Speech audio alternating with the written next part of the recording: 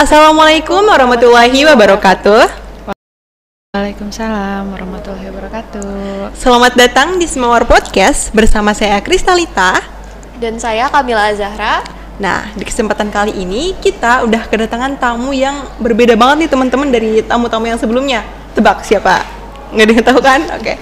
Nah, di sini kita udah datang salah satu tim BNN yang bersedia untuk ikut ke podcast kita nih teman-teman. Nah, boleh dong Ibu silahkan memperkenalkan dirinya. Ya, makasih ya. Yeah. Halo semuanya, perkenalkan nama saya Dewi Arimbi, bisa dipanggil Mbak, Ibu, atau Kak Dewi terserah ya. Oke. Saya psikolog di Klinik Pratama BNN Provinsi Banten ya. Jadi BNN-nya mungkin bukan BNN yang pusat karena ini SMA di Waringin Kurung. Ini BNN-nya BNN Provinsi Banten gitu ya. Oke. Untuk pembukaan nih, saya sebenarnya mau nanya yang generalnya aja nih. Kira-kira mungkin kakak bisa jelasin dong narkoba secara umumnya aja sih buat kita tuh tahu dasarnya gitu tuh. Boleh dong? Iya, oke. Mungkin sebenarnya kalau untuk apa itu narkoba gitu ya, mungkin saya yakin deh semua di sini teman-teman bisa cari sendiri ya sebenarnya nih ya, bisa cari sendiri infonya ya lewat Google lah atau lewat manapun. Tapi mungkin sekilas saya sampaikan bahwa narkoba itu adalah zat baik sintetis, semi-sintetis maupun yang alami yang kalau dikonsumsi atau disalahgunakan gitu ya, penggunaannya itu disalahgunakan bisa menimbulkan efek tertentu gitu ya kepada tubuh, dan efeknya itu bisa menyeluruh gitu ya, bisa secara fisik pada tubuhnya, kemudian secara perilaku, kemudian dari emosinya gitu ya, dan dari pikirannya juga gitu. Jadi benar-benar efeknya tuh semuanya gitu, makanya itu bisa mengubah kehidupan seseorang gitu loh. Itulah kenapa penggunaan narkoba itu bisa mengubah kehidupan seseorang tuh karena itu gitu ya. Dan mungkin ada juga yang di sini yang dimaksud adalah obat-obatan yang sebetulnya beredar secara legal gitu ya, cuma penggunaannya itu disalahgunakan gitu. Jadi sebenarnya obat-obatan itu dia bisa digunakan sesuai dengan resep dokter dengan tujuan tertentu, tapi karena orang ini memperolehnya secara ilegal, artinya kan dia tidak menggunakan resep dokter. Tidak menggunakan resep dokter, kemudian penggunaannya pun dalam jumlah yang berlebihan gitu ya, dan dia digunakan secara intens gitu. Jadi pasti ya efeknya juga lain gitu kepada tubuh, tidak sesuai dengan tujuan daripada obat itu sendiri gitu ya. Oke. Terus mungkin ya kalau misalnya mumpung di sini ada tim BNN ya, saya nih kalau misalnya ada temen yang dia adalah pemakai narkoba gitu. Nah, terus kira-kira yang harus dilakuin tuh apa gitu? Apakah dia, kan pasti dia kalau mau lapor juga takut kan, misalnya kayak takut di penjara atau takut buat rehab gitu. Nah, kira-kira gimana tuh cara mereka mengatasinya gitu? Ya, mungkin kalau ini mungkin saya jelasinnya mungkin agak cukup panjang ya, karena kan namanya penggunaan narkotika itu sudah masuk ke sekolah gitu ya, usia sekolah, dia biasanya kan pasti takut nih, nggak akan mau ngomong nih sama siapa-siapa. Iya, bener banget ya, kecuali ke sesama temen penggunanya. Itu baru dia bisa terbuka gitu ya. Tapi kalau untuk ngomong sama orang tua, sama guru apalagi gitu ya, kemudian cerita sama temen yang bukan sesama pengguna, itu pasti dia merasa sangat khawatir, dan itu kemungkinannya kecil sekali untuk dia bercerita gitu ya. Karena ya itu tadi, takut nanti dilaporin, takut nanti ditangkep ya, takut nanti dikeluarin dari sekolah. Nah, itu ya. Memang kita tahu peraturan itu ada gitu, tapi di sini kan rehabilitasi itu tujuannya adalah menyelamatkan nyawa anak bangsa. Gitu ya. Apalagi yang masih usia sekolah nih, SMP SMA gitu. Nah, sebenarnya kan penggunaan narkotika ini dia itu kalau di dalam kedokteran ya, dunia medis, dia masuknya itu adalah ke dalam kelompok diagnosis gangguan kejiwaan. Gitu.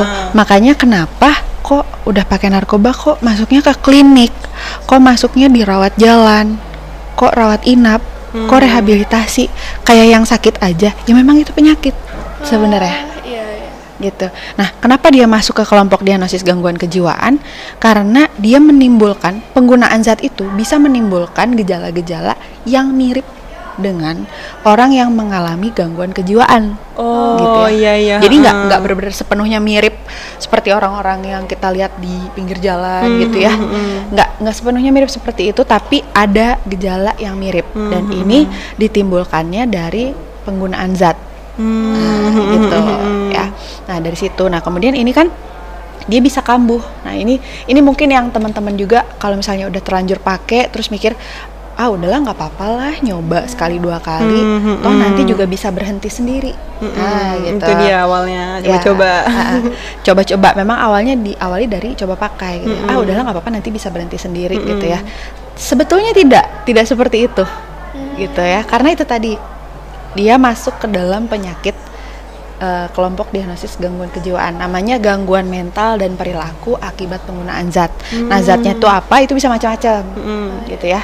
Ada yang obat-obatan, gitu ya, kayak misalnya kalau untuk di usia sekolah itu yang pada umumnya dipakai itu adalah kayak obat-obatan tramadol, Heximer, gitu ya. Mungkin pernah dengar kali ya. Iya, pernah. Ini sebenarnya adalah obat-obatan yang tadi saya bilang. Dia obat-obatan yang legal, tapi hanya bisa dikonsumsi seharusnya dengan menggunakan resep dokter. Gitu ya. Cuma karena keadaan tertentu, akhirnya mereka bisa memperoleh itu secara bebas tanpa resep dokter, pakainya pun dengan jumlah yang suka-suka, gitu ya, dan frekuensi pemakaiannya pun suka-suka, gitu. Akhirnya bisa menimbulkan efek baik saat itu maupun jangka panjang nih. Gitu ya. Contoh misalnya penggunaan tramadol yang terlalu sering, ya, itu bisa menimbulkan efek jangka panjangnya tuh dia bisa menurunkan kemampuan berpikir. Oh gitu. Jadi kalau nanti dia belajar ya di kelas, dia jadi lemot gitu ya, jadi bengong, terus diajak ngomong apa nggak bisa langsung menjawab. Iya, bahasanya tell me gitu ya mungkin ya. Nah, itu sebenarnya efek jangka panjangnya tuh seperti itu, dan itu susah untuk dipulihkan lagi. Ya, jadi udah kadung tell me, nggak bisa suruh jadi pinter lagi kayak dulu tuh nggak bisa gitu. Nah, makanya ini yang perlu hati-hati nih.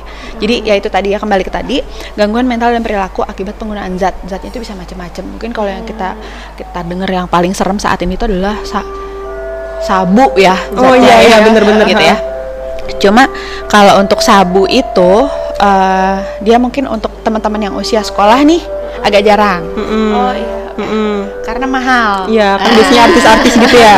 Selalu berita kecuali dikasih uang jajannya lebih nih sama orang tua gitu ya, dan kasih uang jajan lebih. Tapi kalau misalnya dia dikasih uang jajan lebih dan tidak masuk ke pergaulan yang buruk, ya nggak akan juga ke sana. Iyalah gitu pasti. Ya. Nah, itu tergantung anak itu membawa dirinya kemana juga gitu ya. Nah, ini adalah penyakit yang bisa kambuh. Makanya kenapa butuh rehab. Mungkin itu dulu ya yang kita masuknya ke situ dulu ya gitu. Jadi ini tuh bisa kambuh. Jadi kalau dikatakan apakah penggunaan narkotika itu bisa sembuh, sebetulnya tidak bisa 100% sembuh sebenarnya. Iya benar gitu ya. Dia bisa kambuh, makanya dia butuh direhabilitasi. Dan mungkin bagi teman-teman nih yang ngerasa udahlah pakai sekali 2 kali, nggak usah rehab, nanti juga bisa berhenti sendiri gitu ya. Mungkin itu anggapan yang tidak tepat juga sebetulnya. Gitu ya, karena kalau untuk direhabilitasi itu kan penanganannya oleh profesional. Iya benar. Jadi bukan nyoba-nyoba ke diri sendiri kayak gimana gitu ya. Dan itu juga sering terjadi ya. Artinya klien-klien yang mengikuti program rehabilitasi, ketika kita tanya, kamu pernah nggak mencoba berhenti sendiri tapi tidak mengikuti rehabilitasi, gitu ya.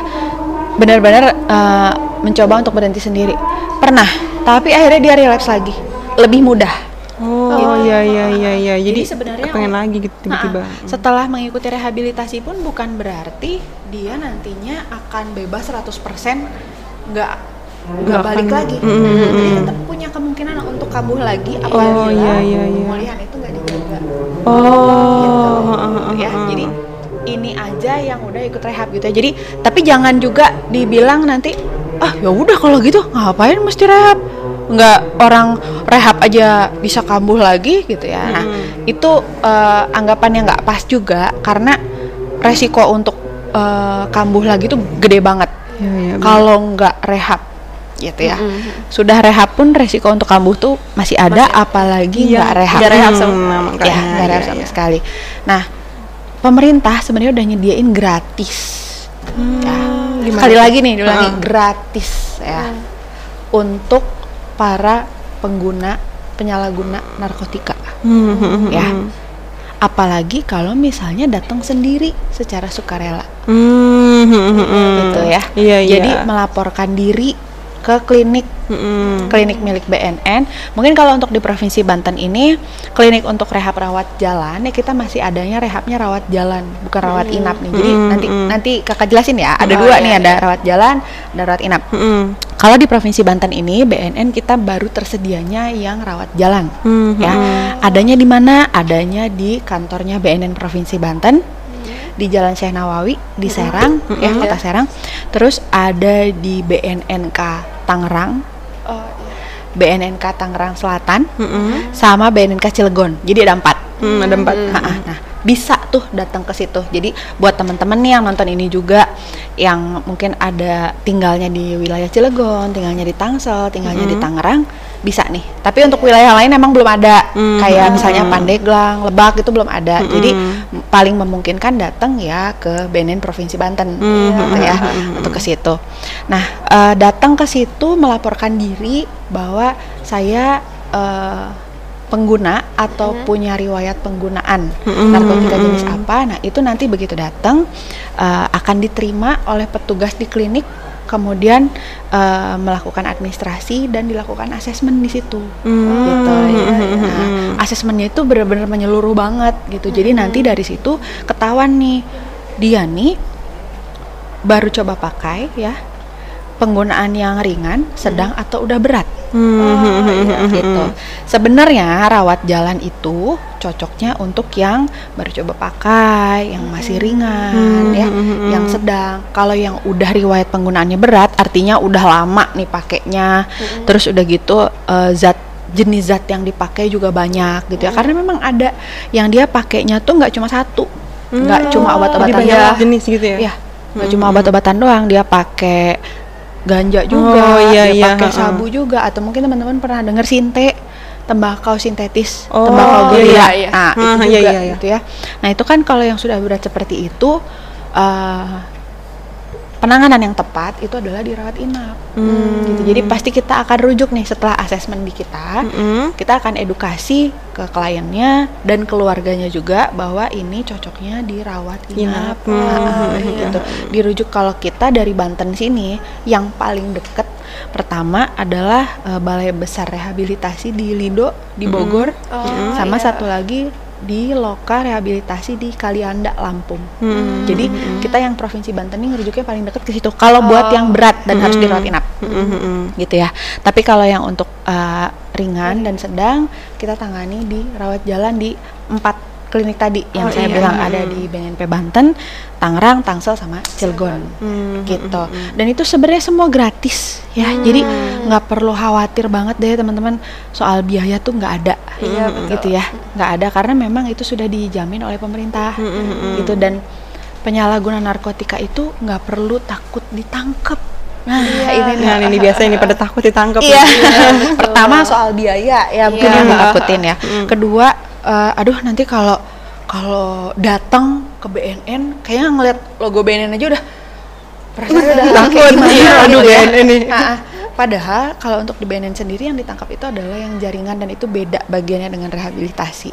Jadi kalau teman-teman ngerasa sebagai pengguna atau mungkin ada keluarganya yang pernah punya riwayat penyalahgunaan, itu nggak akan ditangkap. Saya underline nih, itu nggak bakalan ditangkap, baik sama BNN maupun sama kepolisian, nggak bakalan ditangkap, ya. Karena secara undang-undang mereka punya hak untuk memperoleh rehabilitasi secara gratis dari pemerintah, gitu. Ya, bahkan kalau untuk ke BNN kayak nggak perlu pakai BPJS-an gitu, nggak, karena kita beda sendiri nih. Ya, beda sendiri. Jadi artinya beda sendiri tuh dari segi ketersediaan anggaran dan segala macam, alokasinya terpisah gitu. Makanya datang aja udah, nggak usah bawa. Kan biasanya kalau mau ke puskesmas untuk kalau misalnya untuk mendapat pengobatan penyakit tertentu mau dirujuk ke dokter spesialis di RSUD itu kan, oh kartu BPJS-nya mana Bu? Gitu kan iya, tanya dulu ya. bener. Ada punya kartu BPJS-nya. Kalau kita enggak, ya jadi benar-benar gratis, tinggal datang aja. Datang aja, konsultasi dulu boleh sama petugas di situ bahwa saya punya riwayat gini. Nanti petugas di situ akan ngejelasin kayak gimana sih mekanisme rehabnya, gitu ya. Yang jelas sih yang utama tadi ya di asesmen dulu, baru ketahuan nih dia ringan, sedang apa berat. Kalau misalnya berat, ya mau tidak mau kita akan sampaikan kepada klien dan keluarga bahwa ini sebaiknya memang dirujuk, gitu ya. Karena rawat jalan itu sebetulnya hanya cocok untuk yang ringan dan aja. Sedang gitu ya. Nah, soal tadi bakalan ditangkap apa enggak ya, gitu ya. Artinya semua kerahasiaan data itu terjamin, ya. Dan kita bukan satu bagian yang benar-benar nempel jadi satu.